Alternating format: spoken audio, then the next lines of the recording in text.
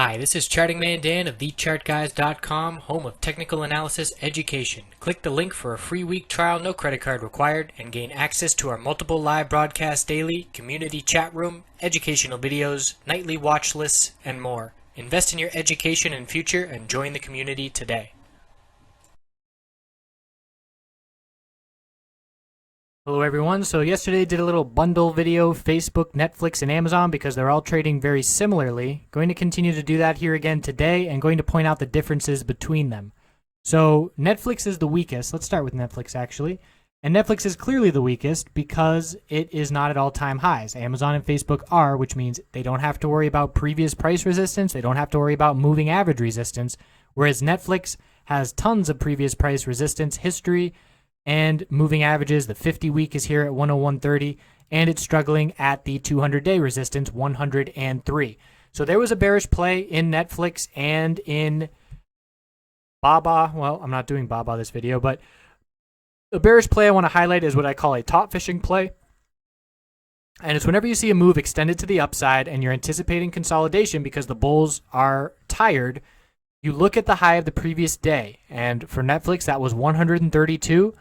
And today we hit a high of 119. So as soon as the bulls see that the bulls are unable to hit a higher high and cannot break that level, profit taking ensues. And the 200-day moving average resistance being right there only added to the confidence of the bears and the lack of confidence of the bulls. So it's a top fishing play where you enter bearish right out of the gate and you put your stop loss if 132 cents, the high of yesterday, were to break. So you could put your stop loss at 135.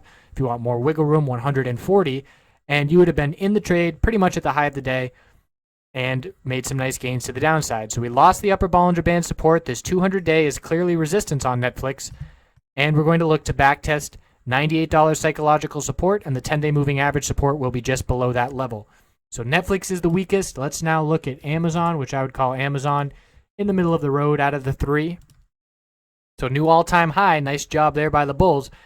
Closed above the upper Bollinger Band, keeping into breakout mode, but we closed right at the low of the day, which certainly indicates further weakness tomorrow and the likelihood that we do lose that upper Bollinger Band support tomorrow and pull back. 775 acted as resistance on a couple tops. 776 and 775 were previously resistance, so we'll look for them to act as support on the way down. A red day will confirm the bearish reversal candlestick today, and that upper Bollinger Band is going to be likely around 786 or 787 at the open. So update that at the open, and if the bulls cannot get above it, we know the bears are still in control of the short term. Weekly time frame still looks great for the Amazon bulls, all-time highs, and a very strong uptrend.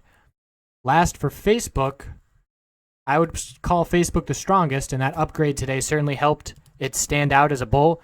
You can see we're well above the upper Bollinger Band. There is an upper wick of profit taking, but it is not exactly a bearish reversal candlestick. It's close to an inverted hammer, but the real definition is you need the wick twice the size of the real body, and we're about 50-50. So bulls are still in control, and as long as they hold the upper Bollinger Band, they are in breakout mode. 131.98 is the all-time high, but there is some previous price history resistance from extended hours trading during the earnings report. So there's resistance up in the 133s. We'll need to be watching those levels as well, but still holding very strong on the daily time frame, still breaking out on the weekly. Bulls want to close above 129.73 by the end of Friday, and at this moment, I would say it's more likely than not that the bulls cannot do that, and that's just looking at the history. Look at 2016. 2 rejections, 3, 4, 5, 6, 7, unable to close above the upper Bollinger Band. So it would only require about a 1% pullback for the bulls to be unable to close above that level. And over the next 2 days, that certainly is not far-fetched. So Facebook, very bullish on the daily still. Amazon still has the upper Bollinger Band, but is close to losing it.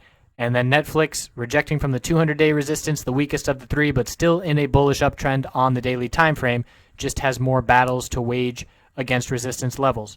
I appreciate you watching. We'll check back in with these names. Certainly lots of trading opportunity in both directions.